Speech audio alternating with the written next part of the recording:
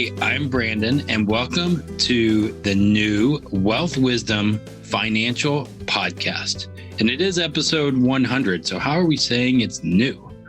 We are celebrating a new normal. And hey, I'm Amanda Neely. No, we're not talking about anything related to the Rona. We've got a new normal for this show, and we're excited to celebrate it with you and share how our new normal can help you find a new normal of financial confidence. Are you sick and tired of hearing the same old conventional financial advice? We feel you. We are fed up with the same old truisms that fall flat when you get into the unique opportunities and challenges of your specific situations.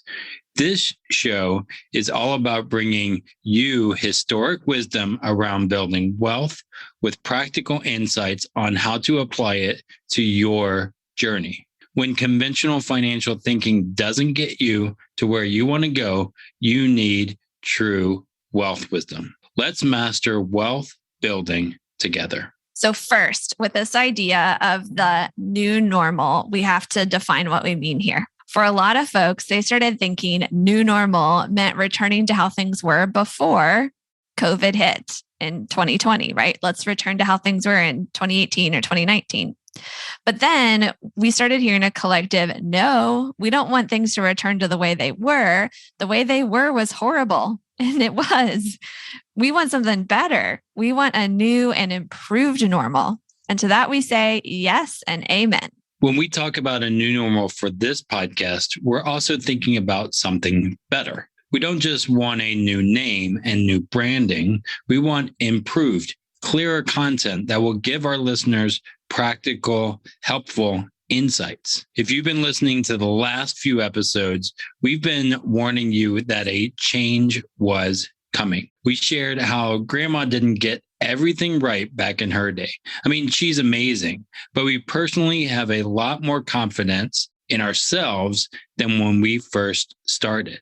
Now we get to share these lessons that we've learned, and now we're ready to move forward into something better, into Wealth Wisdom Financial Podcast, community, all kinds of stuff that's coming. Plus, we don't want a slight improvement, but a big one that will send ripples into a larger portion of society and even into future generations.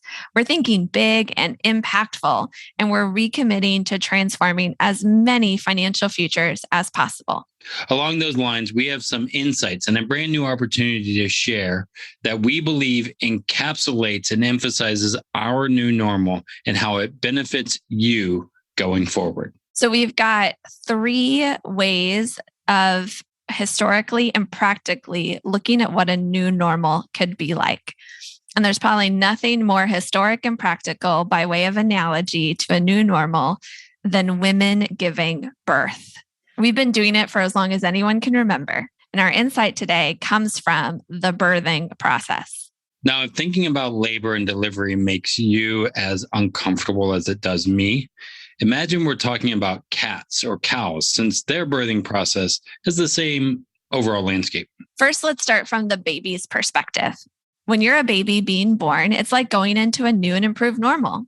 Sure, it might seem a little scary to leave the dark, warm, muffled existence of the womb and enter a bright, cold, loud world outside of it. But we all know an 80-year life in a womb environment wouldn't be that great of a life to live. Now, we don't know exactly how babies feel during the transition from womb to world. I mean, it'd be bananas if a baby came out of the womb and was like, hey, that felt awesome. Let me tell you how that was. Yet for centuries, this process has been the subject of poems and songs and Jerry Springer shows, many of which attribute courage and the will to be born to the babies. I don't know if it's been a subject of a Jerry Springer show, Brandon, but I think if a baby came out of the womb talking like that, that baby would be on Jerry Springer pretty quickly if that show even exists anymore. I don't even know. I would think it would be on a Jerry Springer show if, you know. Yeah. But we have some experience with this, not with talking in newborns, but with babies and them kind of being slow to come into the world. Our son stayed in the womb until he was forced to make an appearance much later than anticipated. For us and for many other people who knew the story, we would attribute feelings to him like he's comfortable, he's just stubborn, he wasn't ready to come out, all of those kind of things. I mean, really, we did the long walks. We Googled what he needed to do. So we did the spicy foods, all the things to try and get this baby out of the womb and into the world. Amanda, as you know, is very punctual. So this was super frustrating to her because, he's not coming on time. Like even 5 minutes late, he was coming days late. Yeah, it was super frustrating, but we got through it. He's here. It was an amazing experience. Yep. How many of us are like babies in the womb? We know there could be a better world if we had the courage to give up some comfort, to stop being stubborn in our ways when we know they don't work long term, or to finally say we're ready to step forward in courage. That's the first part of our insights for today. It's this question: what's ready to be rebirthed in your financial journey that just needs a little courage, open-mindedness, or readiness for change? What's one baby idea that, if birthed into the world, could make all the difference for your financial journey? That's a powerful way of thinking. Encourage you, if you feel like there's an idea that's in the womb of your financial life that you explore. What would it look like for that idea to become a reality and out into the world? And putting yourself in kind of the baby shoes in that way might be the easier side of the birthing process. And the other side being the mother's perspective. Less seldom known and celebrated, mothers also come through the birthing process into a new normal. Yes, there might be the tiger stripes of stretch marks or hormonal alterations, but something deeper happens to mama as well. And I think I have to talk about this since I'm the one that really experienced it. Because I think the thing is, as most moms would probably tell you, there's a high degree of uncertainty involved here. We don't know what becoming a mom will do to us. We don't know how it'll change us until it does. We don't have much control over our pregnancy, how the baby develops, how labor and delivery progresses, or what will happen in what's affectionately called the fourth trimester as we're learning how to bond with our newborns and all those things. We learn what we can. We take our prenatals. We seek the nurse's help when the baby won't latch, and so on and so forth. But there are so many things in the whole entire birthing process, from all the way through, that we can't change even if we wanted to. Yet when we sense it's within, or maybe even just outside of our power to make something positive happen, we'll turn into mama bears. And we have that mama bear drive to protect, defend, push forward, go sleepless for the benefit of our new little one, and so on and so forth, right? We'll do whatever it takes to have control and to make sure things go the way that is positive for everyone. So along your financial journey, you're likely to find some things outside of your control as well. From what the economy does and how the economy impacts your business, to how Congress and the Internal Revenue Service decided to update their tax code yet again. And emergencies happen, opportunities arise. It's beautiful and it's scary all at the same time. Yeah, this is the second part of our practical insight for today. What can you control and what can't you control? We found folks often have way more control than they realize when it comes to money and making it work toward their goals and dreams. As you are, doing the first part of our insight and looking for what's ready to be birthed in your financial journey, we invite you to take the next kind of insight to that and encourage you to look for things you can control and focus there. Take charge of your financial future. Be proactive. Just like a new mom would be overprotective of a newborn, be a mother to your financial journey and the ideas that you want to birth there and see in reality. And maybe even when it's appropriate, bring out some of that mama bear energy. Yeah, I think your big word there is be proactive. I think that is huge, and not being passive in your journey. Now, there's one more insight from the birthing process that's tied into the brand new opportunity that we promised to share. Now, throughout history, there's almost always another person with a baby and a mama to help guide the birthing process along. This person instills courage, shares experiential insights to give mama more control and can even save lives when things go wrong. You guessed it. There's the midwife's perspective that counts a lot too. Now, you might have thought I was going to say the dad in the beginning, that he is that person. But historically, men haven't been allowed in the room during labor and delivery. They were pushed out, actually. Even when dad's there, the midwife knows way better than dad what's happening and how to help mom. I have to tell a quick story here. Dad, AKA Brandon, wasn't even in the room when our son was about to make his appearance. Brandon had to go repark the car after overnight because there was new things, Chicago and parking cars. It's always a weird thing. Yeah. So I left for a second. Yeah. And just a minute. Right. Because everything was fine. Right. And when he left, things started moving super quickly. Thank goodness the midwife was there because birthing is actually a very dangerous process. It's a miracle each and every time that mom and baby make it through.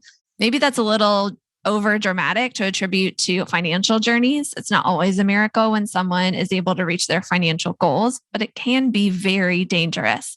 There are risks involved when you try something new or something that's not entirely in your control. The best laid business plans can be thwarted by a slight shift in the economy and so on and so forth. The struggle is real. If you're going to birth something new, wouldn't you want a financial midwife to help you guide the process? A key discernment here is that a midwife can never give birth for the mama unless it becomes a C-section, but that's a whole other thing. If the miracle of birthing, the mom and the baby have to do it. The midwife just lends a hand here or makes a suggestion there. You want the same for your financial journey. Don't hand over your money to someone else and say, do it for me. Be an actual active participant along with the guide who helps you see what you can't see and highlights the questions you didn't know to ask. Yeah, as we talk about our new normal, it involves being better financial midwives. There are so many ways we want to be allies along people's financial journeys. And so far, that's involved having a lot of one-on-one conversations, which we love. But those one-on-one conversations limit our ability and takes too much time for those even reaching out to us too. So we thought, what better way to see more people break through to smart, stable financial futures than to bring them together in community? Now, there are times for one-on-one conversations, and we'll still have plenty of those. But what if you have a question at 10 p.m. at night or on a Sunday? Wouldn't you want to see what others would say and not just find the conventional thinking plastered all over the interwebs that may or may not work for you? I'm going to throw in, we didn't script this, but I'm going to throw in, going back to the birthing analogy, right? There are different ways to prepare for giving birth, like different methodologies.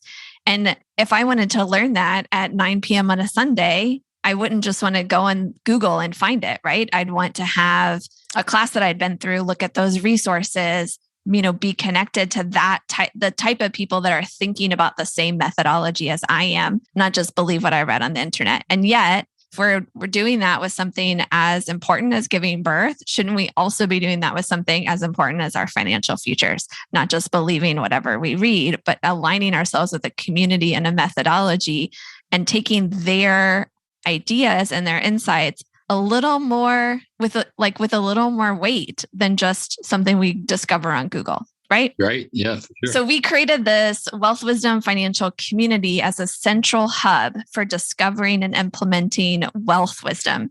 It's not your typical group with a hodgepodge of posts and people trying to sell stuff to other people in the group. It's this community with curated, intentional steps toward unlocking and achieving your personal and business financial goals. Conventional thinking keeps too many from discovering and realizing the lives and businesses of their dreams. And maybe that's actually done on purpose by things outside of our control again. Wealth Wisdom Financial Community's mission statement is to give more power and more control over financial destinies by mastering wealth building so that we can create sustainable businesses, live life on our terms, and actually make the impact that we desire and want to see in the world. So to find out more and join now, you can visit wealthwisdom.mn.co. With the release of this episode, we have a very special early adopter deal waiting for you, but we're not sure how long that's going to last. Again, the place to go is wealthwisdom.mn.co. That's wealthwisdom.m as in mighty, n as in network, .co, C as in Charlie, and O as in octopus. We'll have a link in the show notes as well. So as we wrap up today, we want to thank our loyal listeners for supporting us along our journey for these first 100 episodes. We very much appreciate when you share that a story or concept helped you along the journey. And my hope is, as you are impacted by this, you share this with a friend, you write a comment or whatever. Those things really help us reach more people. And we can't wait to see you in the Wealth Wisdom Financial Community, to have more interactions and to be better guides along your unique journey. For those of you who are new listeners, welcome. We're so glad that you're here. Be sure you hit that subscribe button because we've got some amped up content coming your way. Next time, we're going to be digging into the difference between wisdom and knowledge and what that means for developing financial confidence. Until next time, keep mastering wealth building by tapping into time-tested wisdom and live long and profit. The topics presented in this podcast are for general information only and not for the purpose of providing legal, accounting, or investment advice. On such matters, please consult a professional who knows your specific situation. This is thepodcastfactory.com.